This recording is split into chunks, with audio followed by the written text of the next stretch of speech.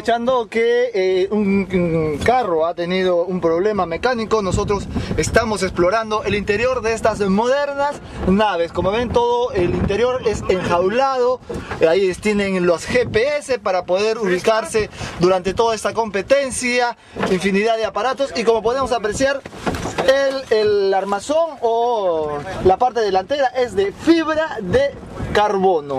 Así que ustedes pueden imaginar, todo el interior es de fibra de carbono de este gran auto. Y ya viendo nomás la fibra de carbono podemos aducir que el valor de esta gran máquina es por lo menos de varios miles de dólares.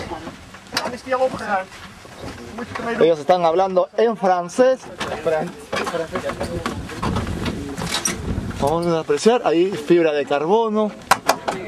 Fibra de carbono, es más ligero pero más duro que el acero. Esta máquina es de marca Mitsubishi. Ahí podemos ver la palanca de cambios.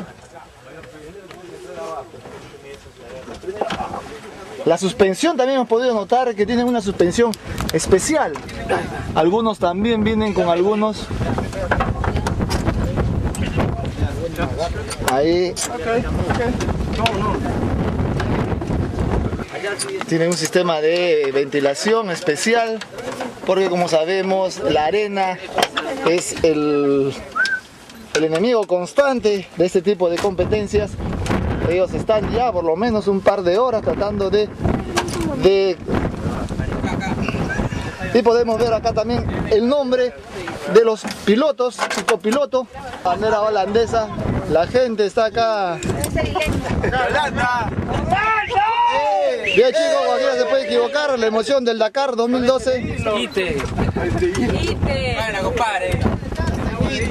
Pero hemos podido apreciar toda la tecnología moderna que trae esta nave.